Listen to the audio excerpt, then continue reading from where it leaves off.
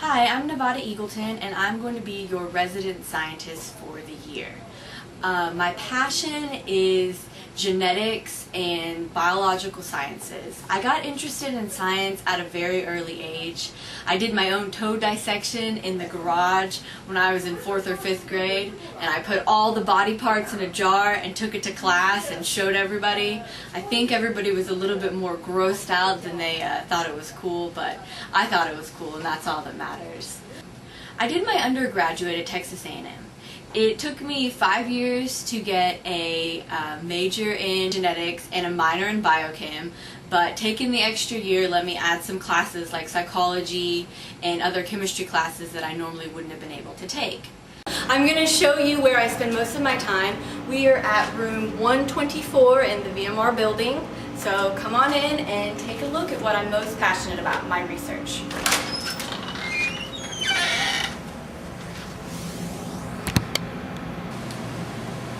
So this is our lab, and as you can see, it's a little cluttered, but that means that we do lots of good work here.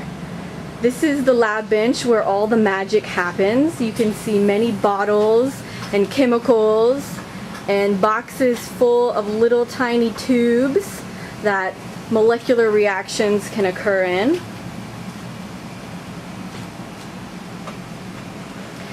This is my lab bench. I spend most of my time here.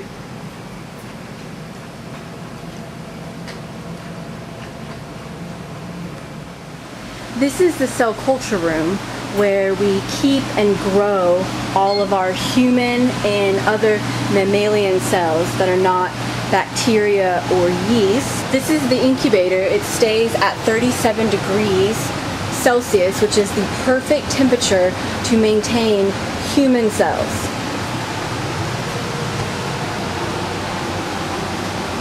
Inside the incubator right now we have liver and colon cancer cells. We use cancer cells because they divide and grow continuously.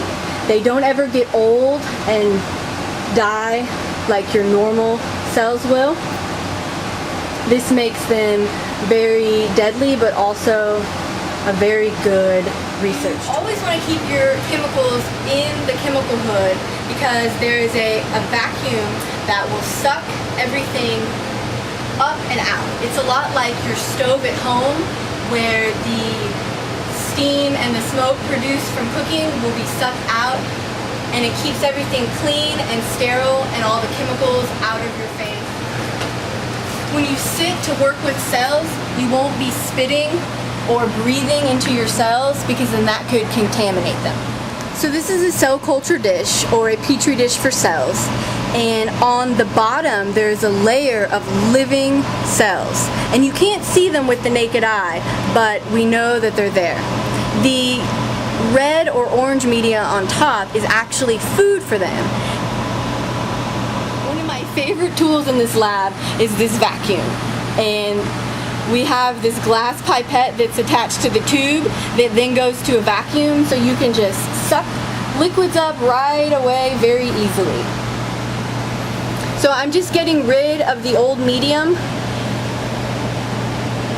I have cells grown on the surface of this petri dish or cell culture dish, and you have to keep them covered with media all the time so they will continue to grow and replicate.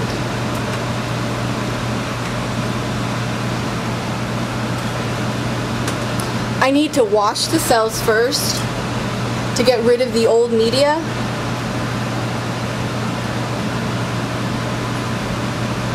The yellow coloring actually indicates that it's old and you need to replace it.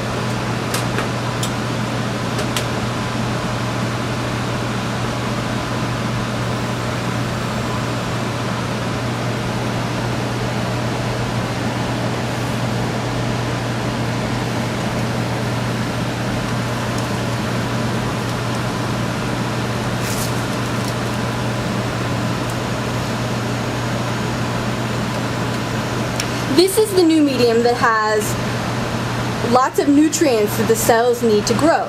Glucose is one of the main ingredients, and that's sugar that the cells use to produce the proteins and do the molecular processes that cells do. I put the petri dish of the cells that we were looking at in the cell culture room onto this microscope. And this microscope is probably worth in the tens of thousands of dollars. It is a pretty good microscope, but it does only have 10, 20, and 40 magnification. You can not really see bacteria cells with this microscope. It is mostly for animal cells, like the liver cells that we're going to look at. When you first look under the microscope, you have to focus in order to get a clear picture. These cells are about 100 times closer than what you could see with the naked eye. This shot is about 400 times closer, and now you can see individual cells clearly. This picture was taken with a bright or white light. We can use specific techniques to dye or stain the cells. This color, DAPI, allows the nuclei to be seen. The green color indicates a fluorescent antibody stain. Red also indicates another type of fluorescence.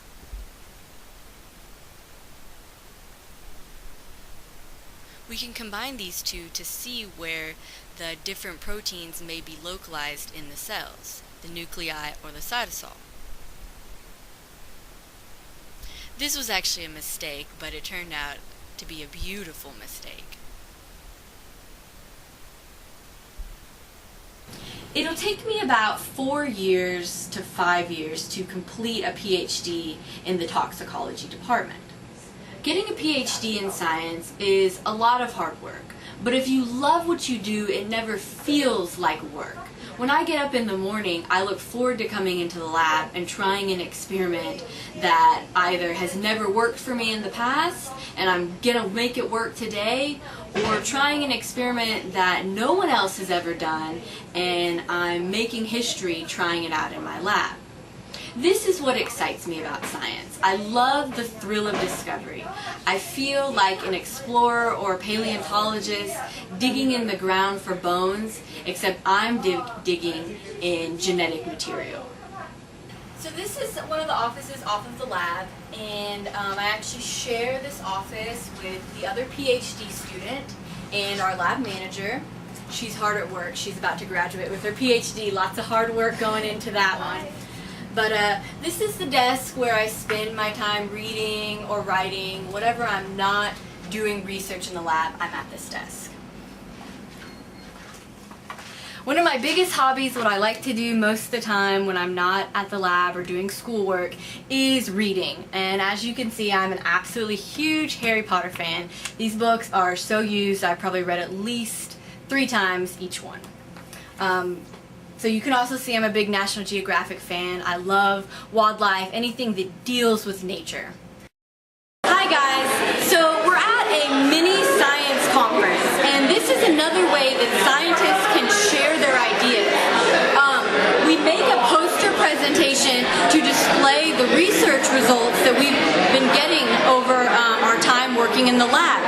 And this way everybody can share their results with everybody else. So publication is one of the ways that scientists share their results. And you will take the information that you do in the lab and you'll write a paper and then you'll submit it to one of the journals. For example, Science or Nature are 2 of the big journals. But not everybody has enough work to publish a paper.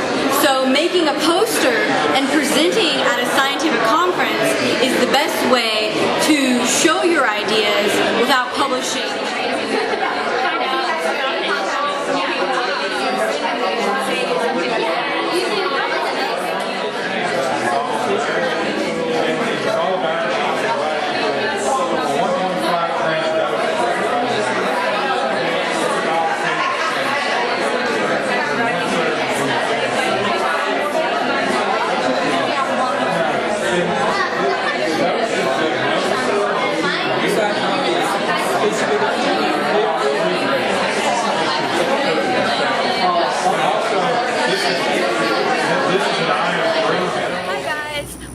back at my house now in my giant backyard. I'm very glad that I'm not the one that gets to mow this because that's a job. I wanted you to meet one of my good friends, my dog Blue. Oh, good girl. She's quite the athletic type. When I'm not doing things that pertain to school, I'm hanging out at my house. I really kind of like to be lazy and watch TV or movies, but my dog is a huge source of entertainment. Check out some of these pictures.